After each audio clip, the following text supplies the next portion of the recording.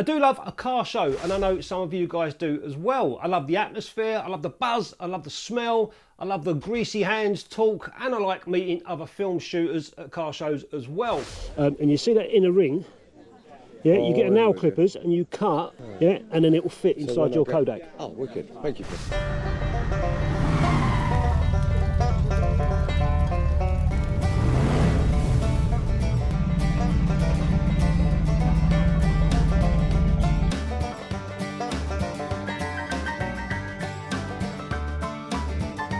With car shows, there's so much you can do. You might have a car show that pops up every year, or maybe a few in your area, and every time you go you see the same old cars and you think, I'm not going to bother going because it's the same old cars, I've got all those shots before. But if you think about it, you could turn up and you can try something different. Maybe photograph the car, the people that own the cars, maybe try different angles on the cars, maybe try different cameras, different films, or whatever. And that's pretty much what I do. But this time round it was a hot rod show, and I'd never been to one before, and they came from the mainland over to the island, and they've been here all week, and it was organised by the National Street Hot Rod Association, and their main event was on the Sunday, and that's what I was looking forward to. So I turned up with a Hasselblad 501C.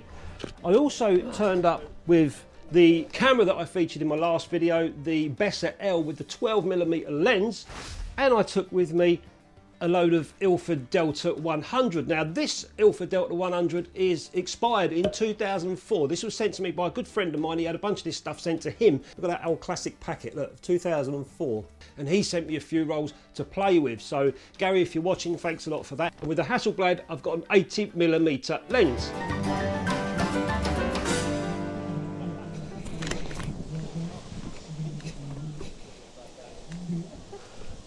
Can I get your picture, just as you are? All right. I'll come over because of the way you're just leaning out there. Thank you very much, cheers. So my plan was simple. Take both cameras, find parts of the cars and angles that I thought would look good framed, trying to eliminate the backgrounds, and maybe find a few interesting characters. And when I'm at car shows without a video camera, I often spend ages chatting to the owners. So I thought in this video I would choose a few owners, ask them a few questions about their vehicles for you guys to hear, and also take their picture. Tell us about your, is it hot rod? What is it? Well, yeah, it's a rat rod, I suppose they call it, but yeah, it's a bit different than most people. It's a GMC Fleetside, 1959. I've owned it for about 6 years. I've put a supercharger on it. It's a 5.7 litre Chevy, supercharged. I've put a different axle on it, different wheels. It's a farm truck, so no indicators, no wipers, no anything. But so it has got a wiper for just to get me out of trouble. What's the fuel consumption like? Anything between 10 and 12, depends if you're booting it about. Have you come far? I only come from Southampton, Wales next year, but I don't think I'll be taking it up there. What's the best thing you like about this? The thing is, it's different than everyone else's. Most of these trucks, they all look very similar, but this one doesn't look the same as anyone else's. You've kept it kind of rustic and old looking. And just, but with all the modern twists. And you know, if you was to sell this today at this show, what sort of price would you put on the windscreen? It's insured for 30 grand. It's probably worth 20. They definitely don't handle that great. And you don't have to do any sort of bodywork to it, do you? No, that's a good thing. I haven't got a garage or anything, so it's been sat outside for 6 years. So that was a quick chat with Dave and his GMC rat rod, as he called it. I took a couple of pictures afterwards with the 12mm Bessa. I just love how wide and different perspective that I get from this lens. And then another with Dave standing at the front of the rat rod with the Hasselblad. Nothing fancy, just a simple picture with Dave next to his car. Look at the size of that huge air intake scoop. It wasn't easy getting these interviews. Many of the vehicles that I'd approached, I couldn't find the owner. They were obviously walking around the show somewhere, but I did find the owner of this classic and beautifully painted Ford pickup. It's a 1952 pickup, Ford F1. So originally a Californian car. Spent all its life in California until late 1990s, came into the UK in 2003 and bits, and I purchased it in 2006 and took 4 years building it, put it on the road in 2010, so it's been on the road for 17 seasons now, but unfortunately I crashed it in 2016. Who would have owned this sort of car back then? Quite a lot of them were farm trucks and really used as work trucks all the time, sort of thing. Yeah, so it was a workhorse. The bodywork's all original 1952 truck. The chassis is boxed and reinforced from the 50s truck. After that, then it's a Dodge Charger front end, so 76 Charger is the front end, so all the suspension and steering is the front end is a Dodge Charger. The rear end is a Mercury Cougar from 77, which again, it's got the 9-inch diff and it's got the limited slip diff and everything else. It's got everything you want performance on that. The engine is actually out of an Australian Ford Falcon, so it's a 351 Cleveland, so that's 5.8 litre. In terms of the best upgrade, probably a couple of years ago, Holly brought out a version that looks like a carburettor that actually turns it into a fuel injection. Did that a couple of years ago, and that's made it really more drivable now, more like a modern car. Because obviously with the big cars and big carburettors, when you park them hot, sometimes you have trouble restarting them because they've got the hot fuel engine, so for your fuel vapour. So the fuel injection just makes it a little bit more drivable. So you're pretty hands-on with it, Ian, are you? Yeah, the only thing I've not done myself is the paint. I have a paint shop do that, but everything else I do in this in the backyard sort of thing. So when I first built it, it was built under a gazebo, a glorified gazebo.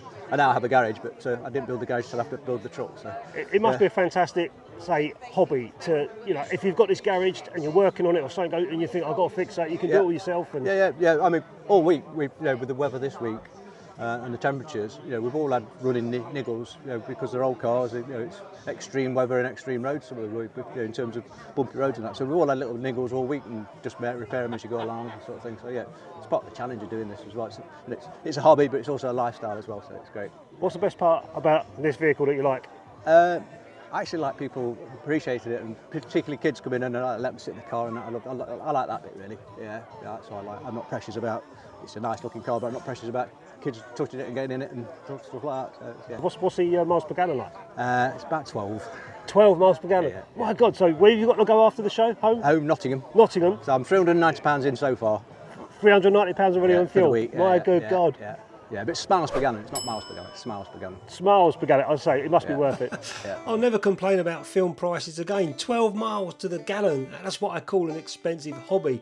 Now, I'm not sure how long it took to paint that pickup, but wait till you see the next two cars. This lady, Maxine, she hand-painted her two vehicles, one of which could have come straight out of Huggy Bear's garage from the Starsky and Hutch series. So it's not. Okay. So it's fine. Incredible. It's nice to drive. It's comfortable to drive now.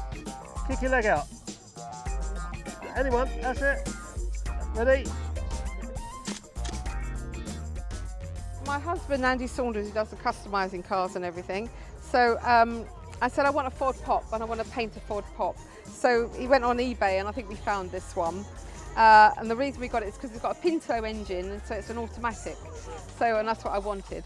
So it came back, and when he started cleaning it up and everything else, he found that the wings were held on with bits of chain and glued. So as he took it apart, it was this glue coming out of it. It was absolute wreck. Underneath, it was a rat rod, and it looked like a rat rod, but it was just, whoever had it just killed it. So I made it into Angelina Icon because I wanted to show everyone that I could paint anything. So I can paint skin, I can paint water, I can paint metal, I can paint film people. So it's literally, I've got everything from different films, famous people. This lady here, she's Esther Williams. She's died in 2013, and in 1921 she was born. So she was the lady that used to climb up the big steps and dive into a pool that was only that deep, and all the ladies were around with flipping their legs, and she'd go down in the middle. Very famous lady. So, and I made it sort of 70s style, so I kept the interior sort of 70s, where you'll see in there. 70s pimp. Yeah, 70s pimp sort of looking. What's it like to drive?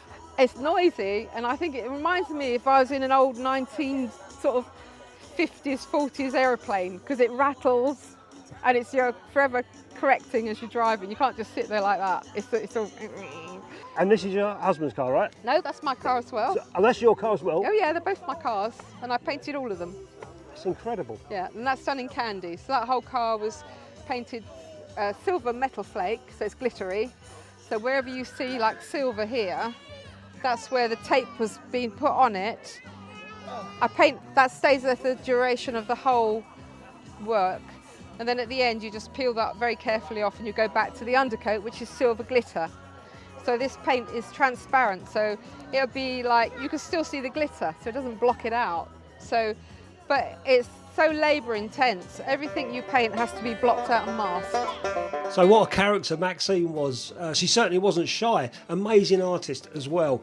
I went off and took some photographs with the 12mm Bessa camera shooting Delta 100 pushed for some more harder contrast.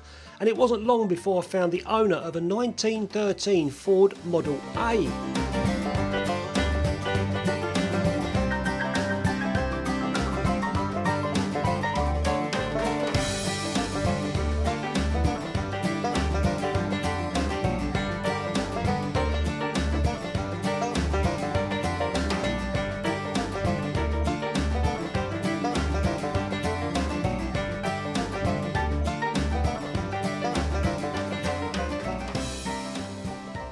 Bob, tell us about your vehicle.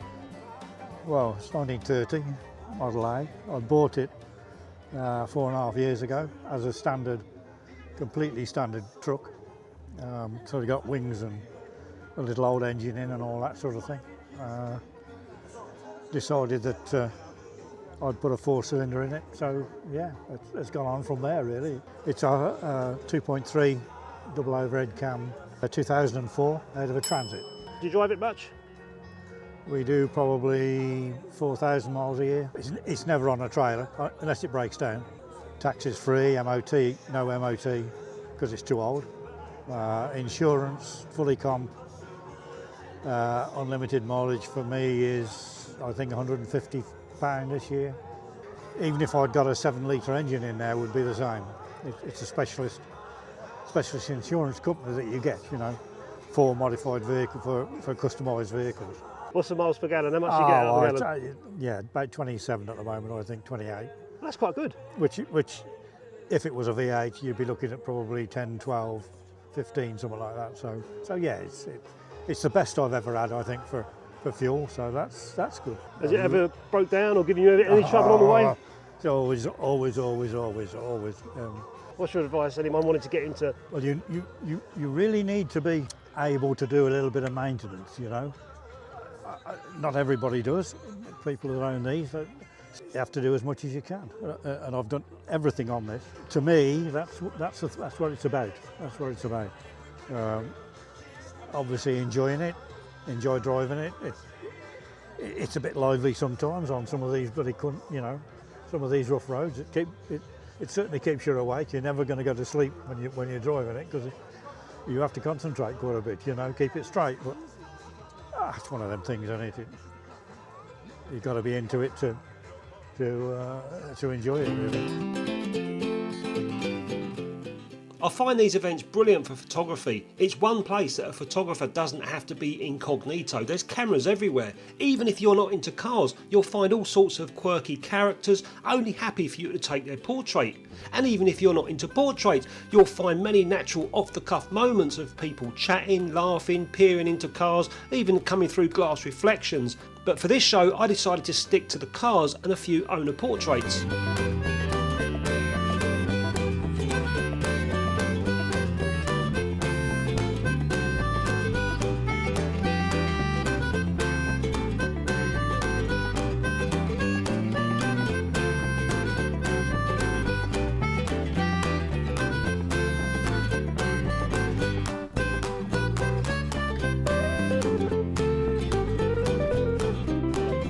Right, this is a 1950 Suburban, sometimes called a carry-all.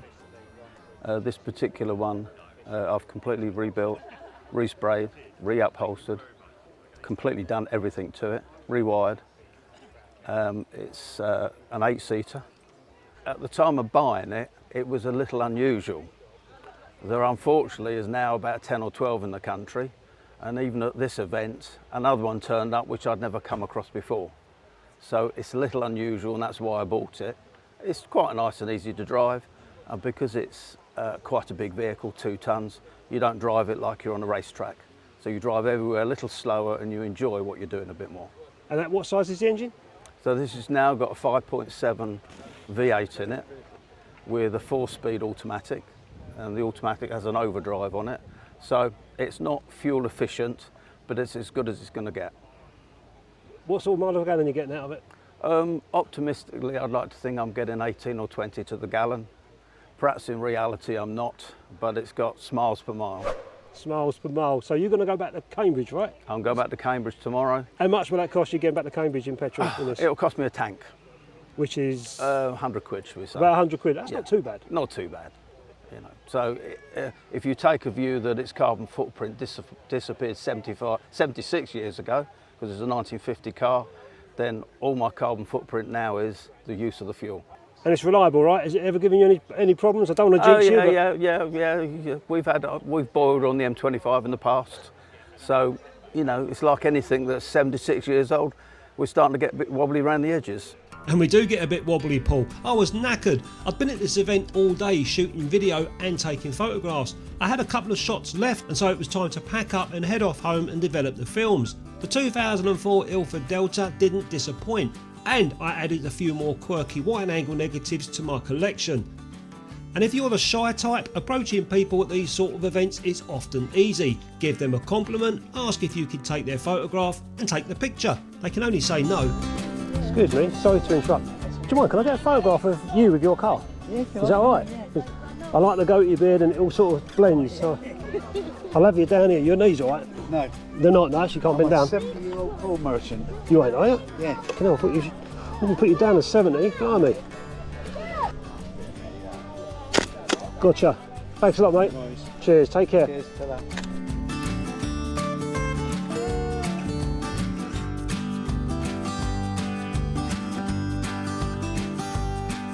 And if you want to know more about this little Voigtlander Bessa L, I made a video, I'll put a link in the description a couple of weeks ago on this video. So if you want to know more about this camera, I'll put a link in the description for you. Thanks very much for watching. I hope you enjoyed the interviews and the car show or the hot rod show. I don't know, can you call it a car hot rod? I don't know. Do people get offended if you say they're a hot rod, don't they?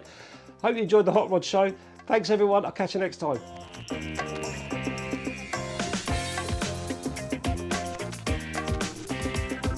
So you've gone back in. Okay. Are you ready? Kick your leg out. Anyone? That's it. Ready? Can you spread your arms a little bit? That's it, yeah.